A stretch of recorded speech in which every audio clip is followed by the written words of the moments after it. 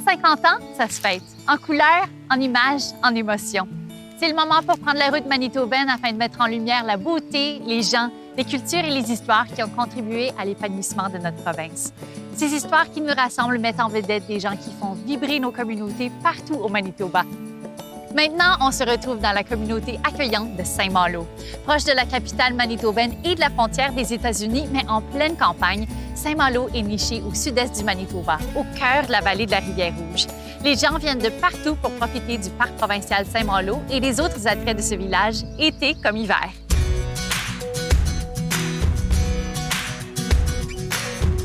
J'adore Saint-Malo. J'adore vivre à Saint-Malo, j'aime l'atmosphère d'un petit village. C'est plaisant, les gens sont accueillants. D'une façon à une autre, tout le monde sont famille ici. Louis Malo et sa femme, ils sont partis du Massachusetts pour se rendre ici pour explorer. Il y avait d'autres familles comme les Dubois, la Rivière, puis là j'en passe, les bourgeois, des Naux, des Carrières, des Cateliers, plein de gens qui se sont rendus ici, puis on a fait une paroisse fondée en 1892.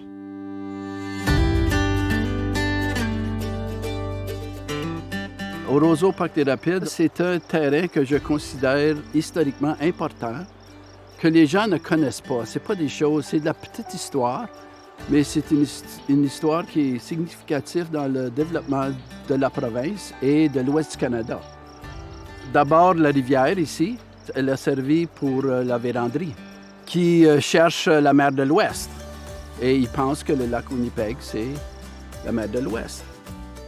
Alors, les Autochtones lui disent qu'il y a deux façons de se rendre à cette grande étendue d'eau-là. C'est la rivière Winnipeg, qui est une grande rivière dangereuse, pleine de cataractes, des chutes, des rapides, etc. Mais il y a une autre façon, beaucoup plus vite, beaucoup plus rapide, moins dangereuse, c'est la rivière Roseau. Qu'est-ce qui attire les gens ici? C'est le chemin Saint-Paul, qui commence à développer le tourisme. Ça fait qu'on suit il y a un vieux pont. Alors, on s'est servi de ça pour commencer à attirer les gens ici. Le parc provincial, c'est le parc le plus achalandé par les familles au Manitoba. De sa proximité de Winnipeg. Et puis, enfin, le lac, qui est très populaire.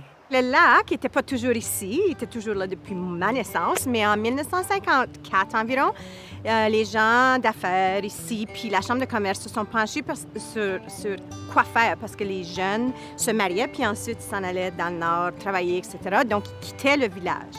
On a entendu parler que dans un petit village à Grenthal, ils voulaient faire un barrage. Donc, les gens ont fait demande auprès du gouvernement puis ont dit, bien, on a des collines ici, pourquoi pas faire le barrage ici? Donc, on avait une rivière, la rivière aux Rats. L'hiver de 58, on a commencé à faire le barrage. Puis ça a fait en sorte qu'on a eu un lac. Alors, la raison qu'on voulait faire ça, c'était pour que les fermiers aient beaucoup plus d'accès à l'eau pour irriguer leurs champs, etc. Mais là, on avait un lac, puis on a dit, bien, on a du terrain de l'autre côté qui appartenait à mon grand-père et d'autres personnes du village. Alors, on a dit, on va l'acheter, et puis on a commencé avec un petit parc pour ensuite le parc provincial qu'on voit aujourd'hui. Donc, on attire plein de gens, puis tout à cause du lac qu'on a maintenant. On dit qu'il y a eu des étés où les gens, pendant la semaine, je pense, du 7 juin en 1968, il y a eu 70 000 personnes qui sont venues à la plage ou au camping. Donc, ça a été vraiment bon pour le village. Puis ça a aussi donné beaucoup d'emplois aux gens d'ici parce que plein de gens ont travaillé au parc comme employés du gouvernement. Alors, puis ça leur a apporté plein de choses économiquement, disons, là, au village. L'économie de Saint-Malo est très touristique. On est une communauté très récréative. On a le parc provincial à Saint-Malo. Je dirais que la communauté autour de Saint-Malo est très agriculturelle. Des fermes de céréales, on a beaucoup d'animaux à bœuf, des animaux de poule, puis aussi du cochon.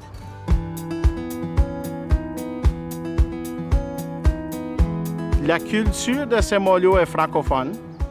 On est beaucoup de métis francophones dans ce quartier de Saint-Malo. Tout le monde vient d'une famille différente. Il n'y a pas une famille qui est la même. Puis, quand chaque famille vient ici, ils ont une histoire à parler d'eux. Puis, notre communauté ouvre des portes à ça. Puis, on trouve à Saint-Pierre Un autre genre de population, c'était métis à l'époque, mais plutôt canadien-français. Fier canadien-français et Saint-Malo fier métis, francophone. On a eu des gens qui se sont vraiment impliqués au niveau de la communauté. Il y a un local métis de Saint-Malo. Et puis, on fait des prélèvements de fonds pour la communauté. Les jeunes métis peuvent travailler l'été ici. Puis c'est grâce à la Fédération des métis du Manitoba qui nous donne des fonds pour que ces jeunes-là puissent travailler. Puis, la culture est toujours là. L'hiver, tu vas voir plein de monde faire la pêche. Tu vas voir plein de monde au mois de novembre partir puis s'en aller faire la chasse pour le chevreuil. Et puis ça, c'est vraiment pour aider aussi à leur famille, etc., qui est la base des métis aussi, c'est de s'entraider entre familles. Les jeunes aussi se retrouvent à se dire métis, comme les plus jeunes, la nouvelle génération, sont très fiers d'être métis et le dire. Donc, ça a pris 100 ans. Peut-être plus, mais je pense que ma grand-grand-mère Carrière serait très fière aujourd'hui. Là.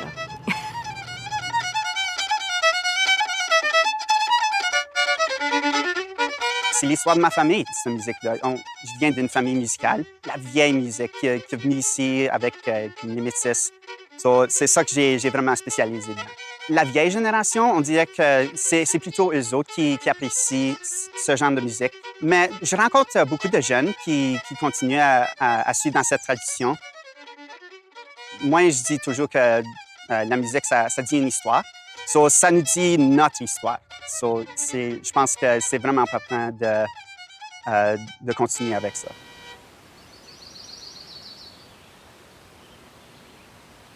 La grotte a été construite en 1896. Ils ont construit une petite chapelle, direct en bas ici. Et puis c'est là que ça a commencé. Le pèlerinage au mois d'août, c'est tout le temps bourré de monde. S'il n'y a pas assez de bancs, pas assez de place et bancs, le monde y amène les chaises. Anciennement, c'était une place aussi que la parenté se rencontrait toutes. Je me rappelle, ma mère, elle faisait un panier pour qu'on ait quelque chose à manger. Alors, on venait ici pour la messe, puis après la messe, on dînait en pique-nique. Et puis, c'était ça, là. C'était le fun. C'était le fun pour les jeunes parce qu'il y avait toutes sortes de malfaisants, puis des mauvais coups à faire. Et puis, mais pour dire, c'était la rencontre. Et puis, de venir ici en bas, c'était paisible. Quand même qu'il y avait une grosse foule, c'était paisible. C'était calme. Puis je sais qu'il y en a gros qui viennent s'asseoir ici.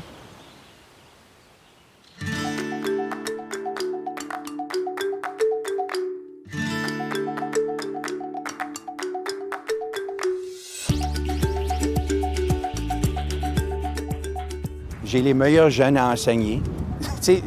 Je crois ça honnêtement. On a des jeunes puis des familles ici super fins, du bon monde. On travaille ensemble, les jeunes apprennent, puis ils sont pleins de vie. Et puis, pour moi, j'aime ça faire partie d'une communauté où j'enseigne. L'éducation, c'était plutôt français, parce que ça a commencé que c'était le curé qui enseignait.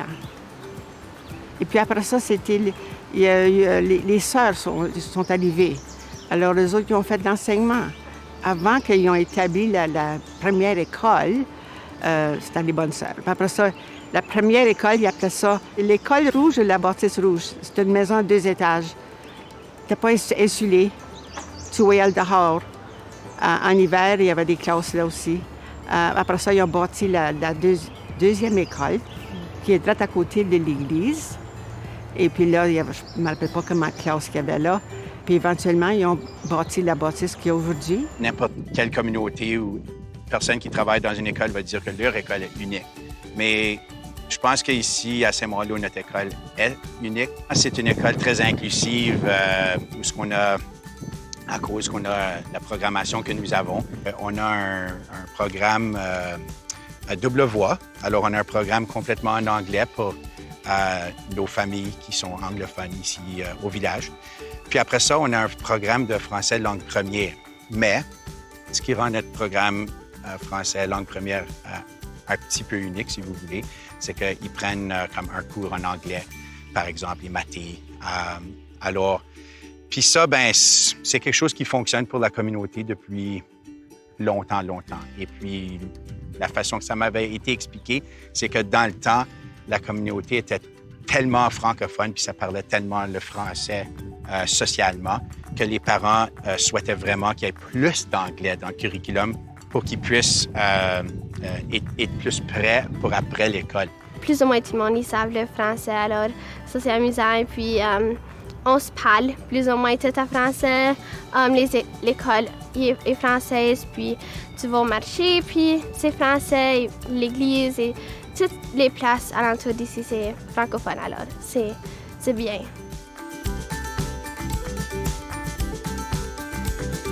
J'adore la ringuette et puis spécialement à Saint-Malo, on aime notre hockey et notre baseball. Alors ça, c'est les sports majeurs ici et on adore ça. Puis c'est amusant, toute la communauté vient ensemble, puis on joue les sports, puis on est compétitif, puis on veut toujours gagner. On a commencé le programme de hockey il y a 10 ans. Et puis ça a ajouté tout un aspect en termes de santé mentale, physique, d'appartenance à l'école, puis juste aimer venir à l'école.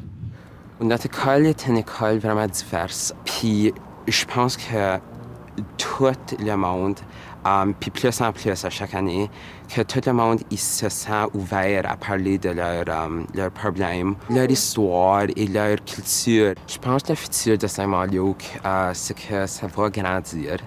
Mais aussi, je pense que si que nous autres, comme jeunes, gardons le français, ça va être une communauté vraiment forte. L'avenir pour l'école est super brillante, encourageante. Nos nombres sont excellents. Quand je me rappelle, à un temps, il y avait seulement 90 élèves à cette école, puis en ce moment, il y a au-dessus de 220. Les jeunes se connaissent, puis ils connaissent leurs tantes, leurs oncles, et puis vivent une vie assez spéciale que pas tout le monde peut avoir.